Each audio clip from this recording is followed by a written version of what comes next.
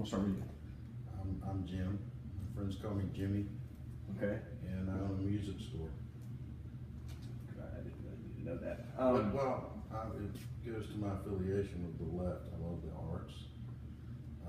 And I know this is a mainly conservative panel, so I just wanted to put it out there. My name's Jane, and I stand somewhere in the middle between being on the liberal side or on the conservative side. Which way would you say you lean more? I lean more towards conservative. Okay. And my name's Scott, and I'm on the conservative side. All right. Okay. Well, I'll tell you what. Scott, I'm going to start with you. Let's get a super further. Okay. So, please explain why you do or do not support cutting funding for our military. I do not support cutting funding for the military because, to me, I think the military is one of the most important things we have in America. They protect us and make sure that we stay free. And as long as we fund them, they can keep doing their job. But if we cut their funding, then they can't do their job and we won't be free. I think we should cut things like the arts, because we don't need to teach people how to paint if we're not free and don't have a military. Yeah. Okay.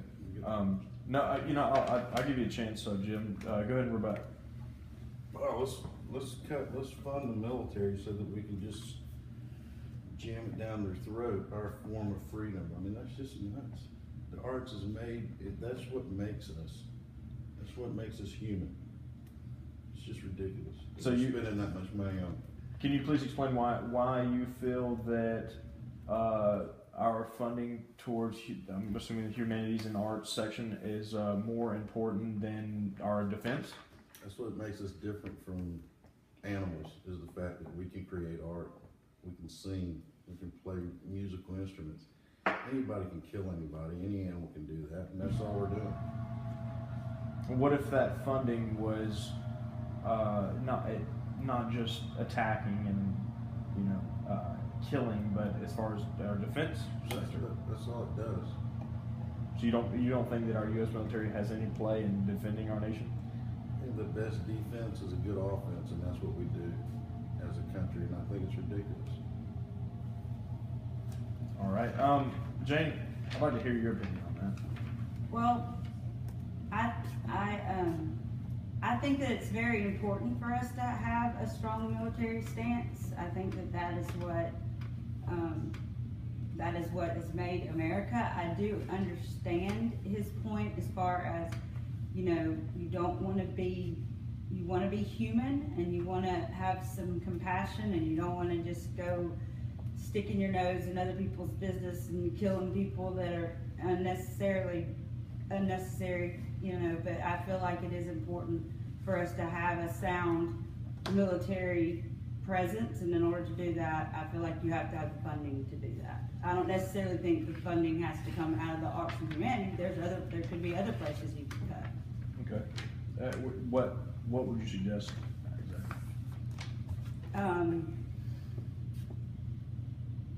I've got some suggestions to get out of the center of this. Okay. What do you suggest that we cut? Military spending. As I said before. I'm just trying to help. You know what? We'll go to the next question. And Jim, since you want to speak a lot, let's start with you. What is your opinion on Trump's recent decisions regarding the use of the Moab bomb and the Tomahawk missiles used in Syria? I didn't see that coming. I mean, you knew he was going to bomb everybody he could as soon as he got in power. And I don't say his name because it's a bad word around my establishment. So forgive me, but we knew it was coming. Who's going to be next is the only question. So would you say that you see President Trump as just on the loose with buttons? Is that the kind of like viewpoint that you have? Yeah. What was Junior over there wants to, everybody else wants to spend on the military so that people in the middle can go, oh, and they're just gonna kill people. They're gonna bomb different people. We're gonna start bombing the lions and giraffes in Africa next if we can't find anybody to hate. So, Well, It's Scott, just since he like- wants to call you out, what's your opinion on that? I completely disagree with him. I think that President Trump, and I'll say his name because I love him, and I think that he's doing his best to protect his people, because in Syria, ISIS is our biggest threat right now, and they're growing, they're spreading, and they're coming to kill us, and they're radical Islamic terrorists, and we need to get rid of them, and that's what Trump's doing, just like he said he would. Okay, James?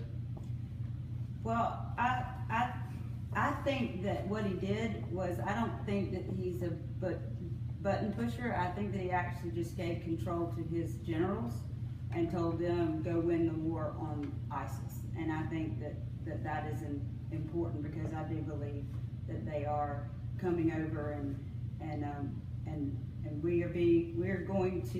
we're getting bombarded here on our own ground, and it's just, I mean, they're growing. So I'm definitely more conservative on this issue, for sure. Jim, would you agree that it is morally correct to chemically murder children and women? I mean, specifically for does it religious really matter differences. how they die? I mean, we're killing them with missiles. The Syrians wanted to set some sarin gas off, and then you're both dead. And thank you, by the way, Jane, for referring to him as him instead of saying the TRUMP word, because as I've said before, it's a cuss word to me. And you insist on saying it, and you insist on we're not. That's getting a little far.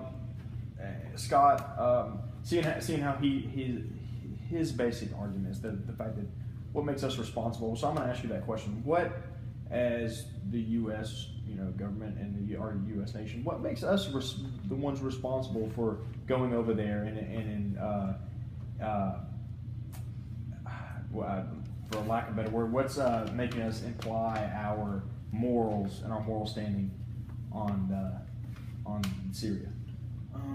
Well, we're applying our moral standings on them because, like, it's against the world nations law, or I'm not sure what it's called, but that you can't use gas to kill anybody anymore.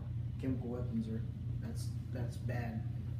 Oh, it doesn't matter. I mean, that's just, you're just wasting airtime here. All right, you know what? We're gonna go somewhere else with this. I'm gonna ask you another question, and Jane, I'm gonna start with you on this one. Then they're dead, Jane.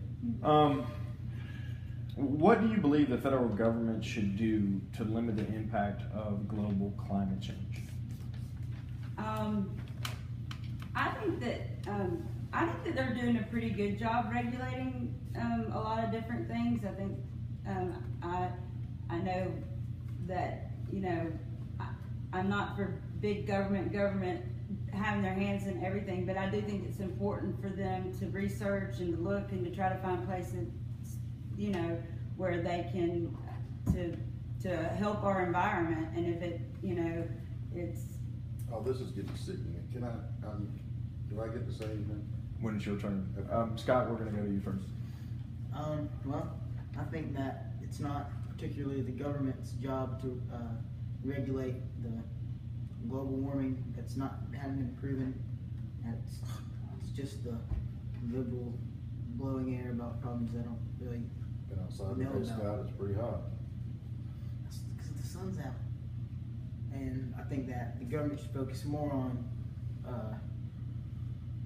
the importance of, Missiles. like I said, missiles, Guns. getting rid of ISIS, Let's go Yeah. kill some people. tax reform, open borders instead of global warming. I mean, we can send a man to the moon, but we can't make an electric car that people can drive around in. This is ridiculous. We're doing it. We're using fossil fuel. We're using 7.3 billion gallons a day, every day in every city. And we're just killing our environment. And so y'all can make missiles and blow people up. And Jane, how could you support Tiger Woods? All right, we're getting off topic. I mean, he's a Jimmy, like to bring It's it a off. womanizer, don't you? Here, I'm gonna have one more question. and I kind of see where this is going to go, but I'm going to ask it anyway. Jane, I'll start with you. Please explain how you would change U.S. immigration policies, or why you believe U.S. immigration policies do not need to be changed. I think that immigration policies are too confusing. I think that there's so many layers that the reason why we have so many people that are illegal is because they don't understand the process completely. I think that it needs to be restructured so it's a little bit easier for them. I mean, I don't mind them coming in as long as we vet them and as long as we know who they are and where they are and as long as they're contributing to our society. But I think that I would start, my change with immigration would be the process, dumbing it down a little bit, let's say.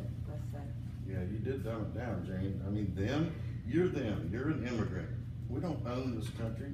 Just because you were born here doesn't mean that somebody down the line that, I mean, us and them, you sound like Junior over there. Okay, I have a question for you. This is a separate question, but since we're on topic, it is still related. Since it's obvious that you are disagreeing with the fact that we need stricter immigration policies and that we need to be more lenient on illegal immigration, let's say that by the year 2100, the U.S. population is supposed to be around 700 million people in the United States, which will cause massive deforestation in the forests that we have left in order to for people to have enough living space. So if you do not care about our environment and about the wildlife that it inhabits, First of all, where'd you get that number, Junior? China has 1 billion people, and they got plenty of forests. Have you been over there? They got this huge wall that you can walk down. You see trees everywhere. I mean, that's 300 million more people, and they seem to be fine. Do you not think that we're crowded right now as is? That's I'm a little close to stupidity over at this double, point, but no, double the amount I of people don't we think have. we are. We'll be fine. Okay. And then Scott, what's your opinion? On the first question, or second? The immigration. Alright, the immigration. So, I think that, Go to the wall, make a paperwork. well, Sorry. I think it's pretty simple. You go through your protocol, you get your green card, you come here legally, and you contribute to society. But what's going on right now is people don't think they have to follow that. So they come across and they don't pay taxes, they don't follow our rules, and they kill people. There's been multiple people killed in mass shootings by illegals and mainly the people from Syria that come over, the Islamic terrorists that are getting influenced by what's going on over there. Okay. You know what? I'm gonna go ahead and ask one more, and then we'll call it a day. Conservative question. No, not here. I'll ask your opinion first, though, Jim. Please explain why you do or do not support the Affordable Care Act. The Affordable Care Act. Who could be against something like that? I mean, it's our right to have health care coverage for free, okay? This country, as I said, we can send a man to the moon. We can go down in the oceans deeper than anyone's ever been, but we cannot, we can't get health care for everybody? Mm-hmm. Why not? Because we're buying bombs and missiles so we can go shoot people and kill them. And heaven forbid us use a chemical and actually do it more humane. Alright, so the problem with that is that you said that we should be able to get healthcare for free, but nothing's for free. What happened with the healthcare is that by giving it to people who don't want to pay for it, they killed the middle class, and the middle class is paying for all the people that need free healthcare because they don't feel like getting jobs or contributing to their society.